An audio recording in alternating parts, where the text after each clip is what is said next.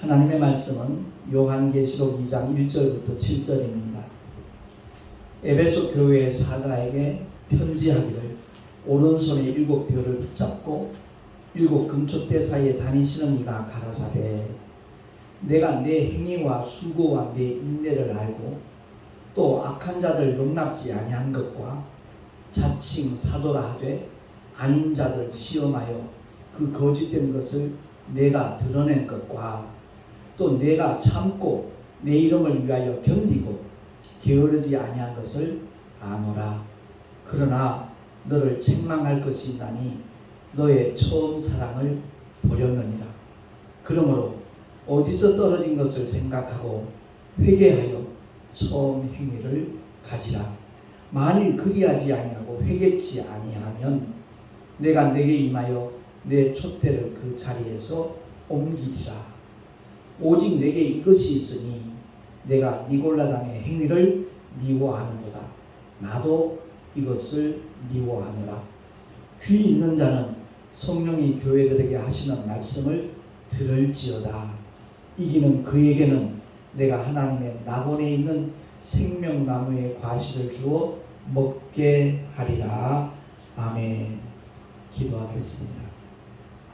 하나님 아버지, 소아시아 7교회 가운데 맨 먼저 에베소 교회를 통하여 주님께서 우리에게 깨닫게 하시기를 원하시는 말씀이 무엇인가 바로 알기를 소망합니다. 성령께서 하시는 말씀 정말 알아들을 수 있는 귀 있는 자들이 되게 하여 주시옵소서. 우리 구주 예수 그리스도의 이름으로 감사하며 기도하옵나이다. 아멘. 사도 요한이 요한계시로 기도했지만 그 저자는 바로 하나님이심을 우리가 알 수 있죠. 1절에 보니까 에베소 교회 사자에게 편지하기를 오른손에 7벼를 붙잡고 7 금촛대 사이에 다니신 이가 가라사대.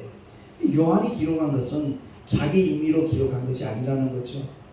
바로 주님께서 읽어주시는 대로 그가 기록했음을 먼저 밝힙니다. 그러면 7벼를 붙잡고 7 금촛대 다니시는 이가 누구신가? 1장 16절 이하에 나옵니다. 제가 읽겠습니다. 그 오른손에 7벼이 있고 그 입에서 좌우에 날선 검이 나오고 그 얼굴은 해가 힘있게 비치는 것 같더라. 내가 볼 때 그 발 앞에 엎드려져 죽은 자같이 되네. 그가 오른손을 내게 얹고 가라사대 두려워 말라. 나는 처음이요 나중이니 곧 산자라. 내가 전에 죽었었노라. 아멘. 그렇습니다. 알파와 오메가 되시는 주님이시죠. 처음이요 나중 되시는 주님께서 스스로 말씀하시기를 곧 산자라. 내가 전에 죽었었노라 라고 말씀합니다. 성부와 성자 성령 삼위가 일체이신 하나님이신데 그 역할이 달랐잖아요. 십자가 위에서 피 흘려 죽으셨다가 다시 부활하신 분은 성자를 가리키시죠. 그 주님이 사도 요한에게 이렇게 기록하라라고 편지하라라고 말씀하시는 겁니다. 사도 요한이 기록했지만 결국 주님의 말씀이라는 거죠. 에베소 교회가 칭찬과 책망 겸하여 받았는데 칭찬받은 내용을 보니까 내 행위와 수고와 내 인내를 안다 라고 주님이 말씀하셨습니다. 그렇습니다. 우리 기독교 신앙은 이론이 아닙니다. 교리가 아닙니다. 우리의 삶 자체이고 행동입니다. 그 삶의 현장에서 말씀과 함께하는 모습들이 에베소 교회에 있었다는 거죠. 근데 그들이 수고를 했다는 겁니다. 아울러 인내했다는 겁니다. 무엇에 대한? 바로 주님의 복음을 전하고 예수의 이름을 자랑하는 일에 정말 앞장선 에베소 교회였기 때문에 그 모든 수고를 그리고 그 반대 세력에 부딪히는 그 현장 속에서도 포기하지 않고 인내하는 그 모습들을 주님이 다 아신다는 거죠. 그렇습니다. 우리 삶의 현장에서 때로는 억울할 때도 있고 때로는 마음 상할 때도 있고 그리할 때 너무 고통스럽지만 그 모든 것을 지켜보고 계시는 우리의 아버지가 계시다는 것. 우리의 주님이 계시다는 것 우리가 기억을 하면 얼마든지 쓰러지지 않고 넘어지지 않고 일어날 수 있다는 것을 우리는 경험하게 됩니다. 그래서 오늘날 정말 한국 교회들이 복음을 위한 수고를 아끼지 않냐고 전도를 하는 데 있어서 많은 장애물이 있다 할지라도 반대 세력이 있다 할지라도 거기에 굴하지 않냐고 인내할 수 있는 그런 모습들이 회복되면 참 좋겠다라는 그런 마음이 듭니다. 그리고 두 번째는 악한 자들 용납지 아니한 것과 거짓 사도들의 실체를 드러낸 사실에 대해서 주님이 칭찬을 하시죠. 교회에서 설교할 때 이단에 대한 언급을 하는 이유는 딴 거 없습니다. 성도들이 미혹되지 않도록 잘못된 멸망의 길로 나가지 않도록 하기 위해서 그 이단에 대해서 언급을 하는데 다른 것 말할 이유 없고요. 예수 이름 외에는 구원받을 이름이 존재하지 않는다고 성경이 선언하고 있습니다. 그 모든 이단 종교의 창시자들, 교주들 자기 이름을 가지고 자기가 하나님이라고 그렇게 가르치고 있거든요. 속지 말라는 겁니다. 악한 자들 용납지 아니하는 것 대단히 중요한 일입니다. 빛과 소금의 역할, 빛은 어둠을 몰아냅니다. 소금은 썩는 것을 방지합니다. 아무 맛이 없는 것을 맛을 내게 만듭니다. 세상의 빛과 소금으로서의 사명과 역할을 감당하는 에베소 교회였음을 우리가 알 수 있습니다. 그리고 세 번째, 예수의 이름을 위하여 참고 견디고 게으르지 아니한 것. 아까 내 행위와 수고와 인내와 이 중복되는 메시지일 수 있습니다만 전도에 대해서만큼은 최선을 다하는 그런 모습 주님께서 굉장히 기뻐하신다는 거죠. 그렇습니다. 오늘날 전도하는 사람 많이 찾아보기 힘든 그런 시대가 됐습니다. 왜? 전도하다 보니까 반대 세력이 많거든요. 또 이상한 오해를 받을 수도 있거든요. 때로는 왕따 당할 수도 있고요. 그러다 보니까 굳이 그렇게 할 필요 있을까? 스스로 타협하고 포기해버리고 마는 그런 현상들이 너무 많이 일어나고 있습니다. 그것 아니라는 거죠. 어찌하든지 예수 이름을 전하기 위하여 몸부림칠 수 있는 하나님의 사람들이 많아질 수 있기를 예수 이름으로 축원합니다.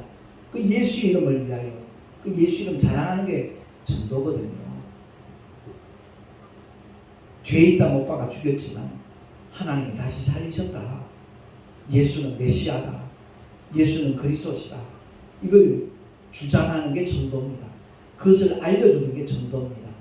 근데 전도에 대한 이렇게 거부감을 많이 갖고 부담감을 갖는 이유가 자기가 출석하는 교회 꼭 데려다 앉혀야만 전도하는 것으로 간주하는 그런 풍토가 우리 한국에 이렇게 만연해 있습니다. 그러다 보니까 복음의 씨앗을 뿌리는 데 역점을 주지 않는 그 현상 때문에 전도에 대한 부담을 갖기 시작을 했고요. 결국은 전도를 거의 포기하는 그런 상태에 이르렀다고 해도 과언이 아닐 겁니다. 그렇습니다. 예수의 이름을 위하여 참고 견디는 저와 여러분 되시기를 예수 이름으로 축원합니다.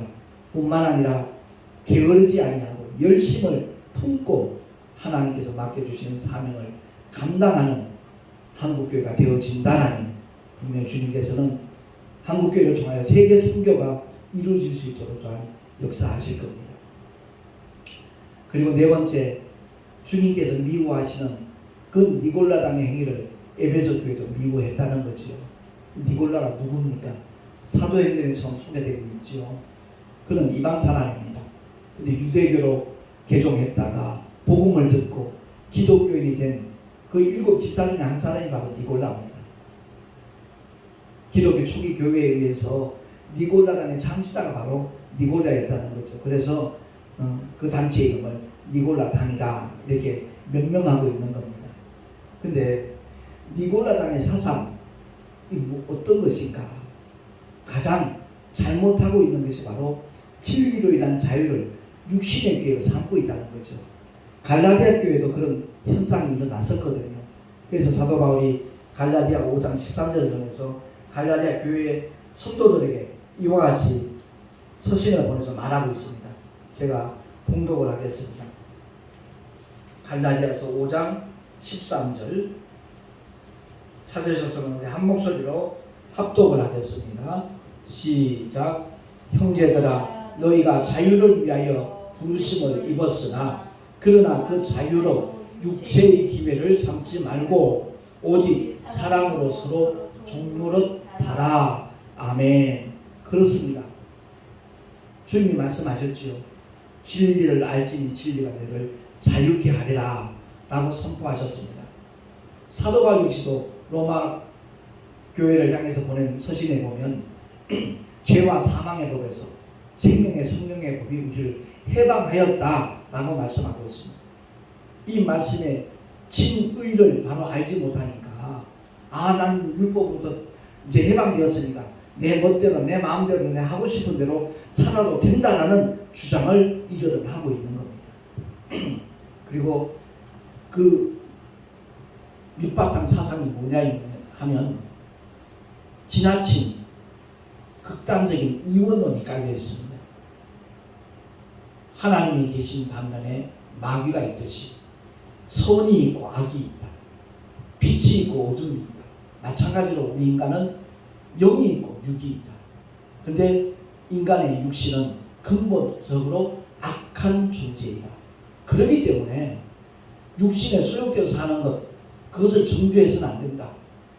죄의식 가질 필요도 없다. 라고 하는 것이 니고라당의 사상입니다. 영혼의 구원, 육신의 행위는 전혀 상관없다. 무관하다. 오직 믿음으로만 구원을 받는다. 이렇게 주장합니다.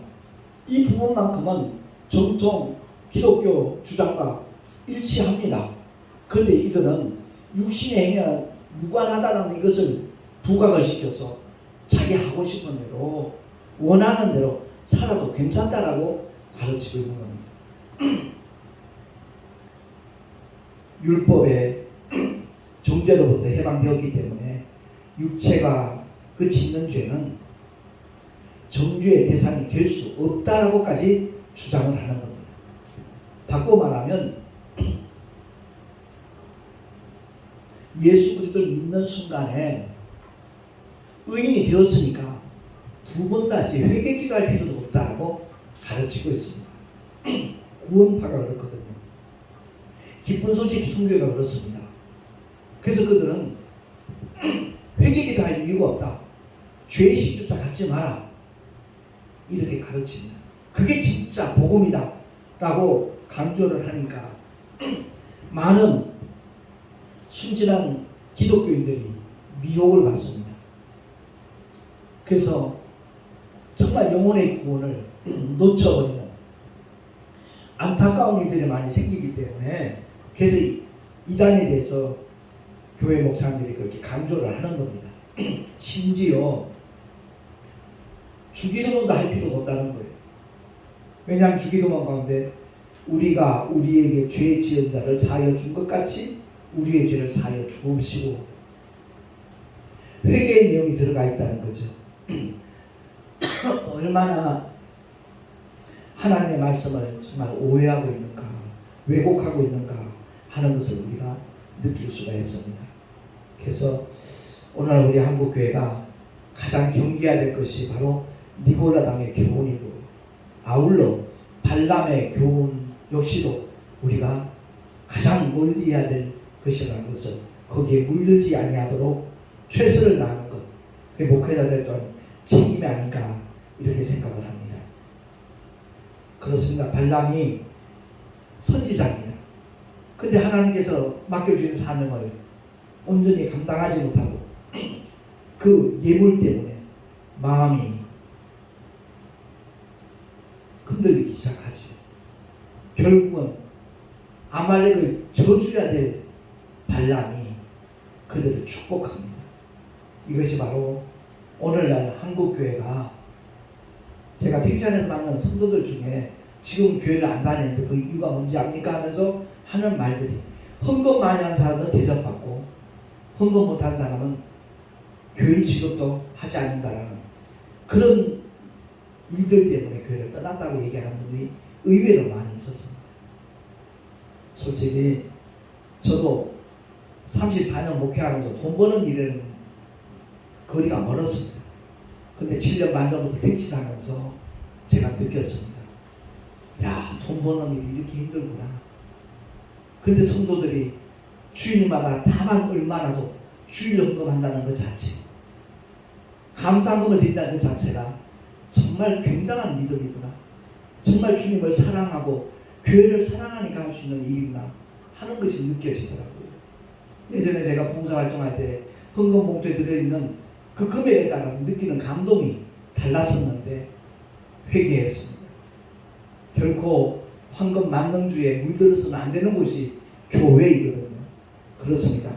발람의 교훈에 절대 오염되지 않도록 정신 차려서 정말 주님만을 섬길 수 있는, 주님만을 사랑할 수 있는 하나님의 사람들이 되어질 때 주님께서 그 삶을 기뻐하시고 은혜의 은혜를 더하여 주실 줄로 믿습니다.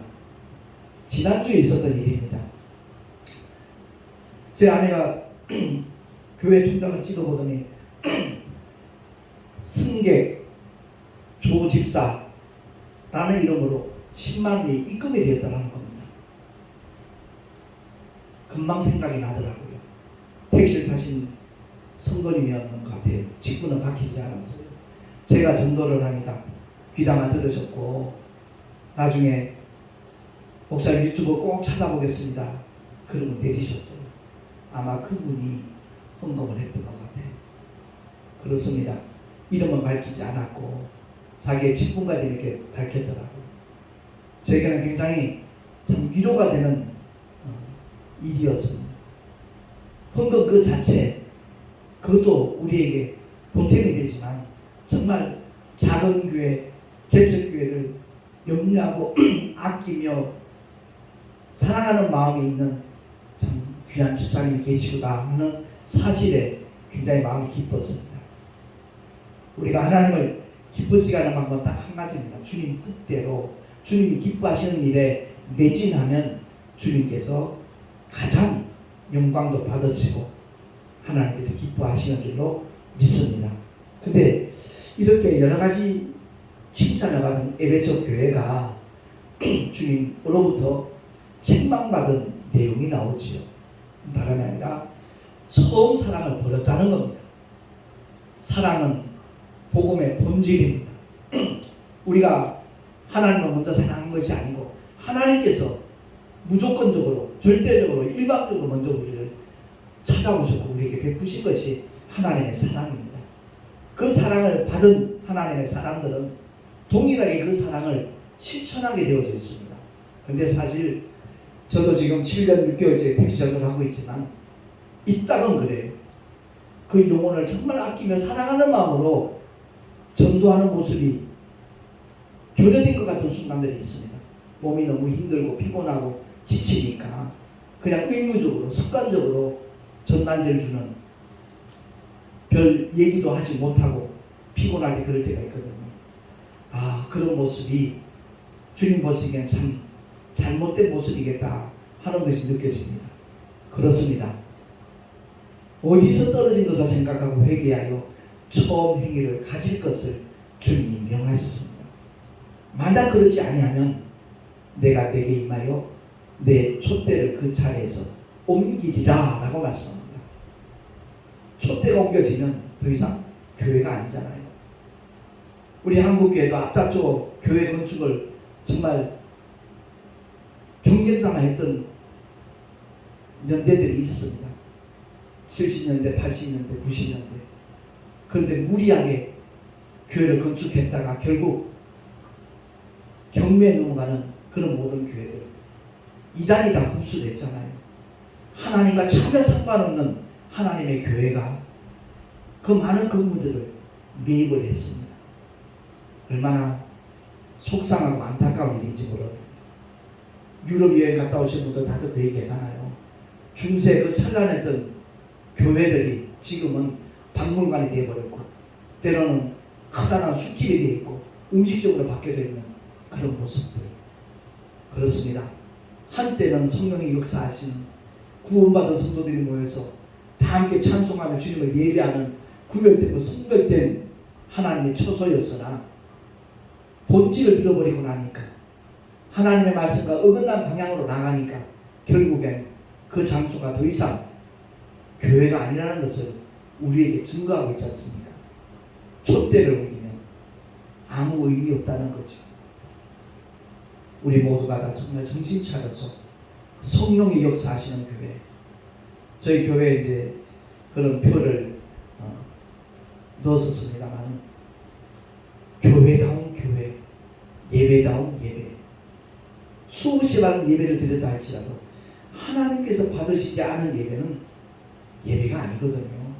근데 많은 성도들이 오해를 합니다. 착각을 합니다. 평생 예배를 드렸으니까 하나님께서 그 예배를 다 받으셨겠거니 이렇게 생각을 합니다. 아닙니다. 정말 주님이 받으시는 예배를 드릴 수 있는 우리 모두가 될 수 있기를 예수 이름으로 축원합니다. 그리할 때 주님은 이와 같이 말씀합니다. 이기는 자에게는 하나님의 낙원에서 생명나무의 과실을 먹게 하리라. 아멘. 첫사람 아담이 선악과를 따먹음으로 말미암아 쫓겨난 낙원 에덴 동산, 그것을 회복시켜 주시겠다는 것이 하나님의 약속입니다. 우리 모두가 언젠가 이 세상 떠날 겁니다. 정말 하나님의 살아계심을 보여줄 수 있는 주님의 교회가 돼서 참 좋겠다는 간절한 바람이 저는 있습니다. 코로나 사태로 인해서 결국 이번 주하고 다음 주는 모든 교회가 비대면 예배로 예배하는 그런 가슴 아픈 일들이 우리 현실이 되고 말았습니다. 다니엘과 셋째처럼 정말 그 위경 속에서 그들의 믿음을 지킴으로 말미암아 하나님의 살아계심을 느부갓네살 임금이 알게 만들었고 이방 사람들에게 주 이름을 증거할 수 있는 하나님의 영광을 누릴 수 있는 그 기회가 사실 코로나 사태를 통하여 우리 한국교회에 주어진 겁니다. 다른 장소에서는 확진자가 그렇게 많이 생겨도 교회만큼은 단 한 명도 생기지 않았다는 증거가 보여졌더라면 아마 한국교회의 위상은 높아졌을 것이고 하나님께서 크신 영광을 받으셨을 것이고 수많은 영혼들이 예수 믿고 구원받는 생명의 역사가 나타났을 터인데 그 부분에 대해서 너무나 참 아쉽고 안타깝고 속이 상합니다. 그렇습니다. 애굽의 수많은 재앙이 10가지 재앙이 임하였다 할지라도 고센 땅에 있는 이스라엘 백성들에게는 그런 재앙과 상관이 없었다는 것을 성경은 우리에게 명백하게 증언하고 있지 않습니까?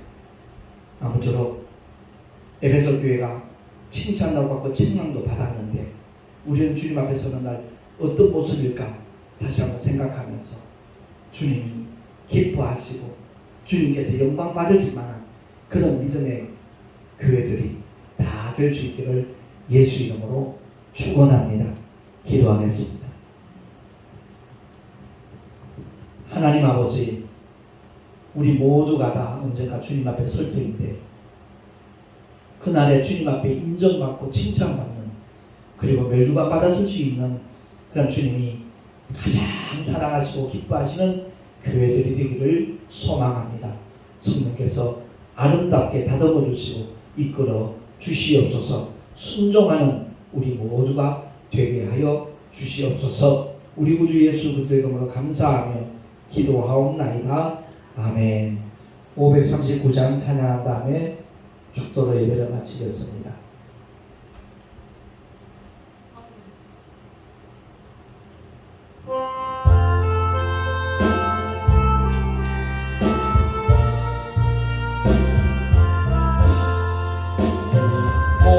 소망 무행과 우리 주 예수 중생 우리 주 예수밖에는 믿으리라 주 높거나 굳건한 반석이시니 그 위에 내가 서리라 그 위에 내가 서리라 무섭게 바람 부는 밤 물결이 높이 설렐 때 우리 주 그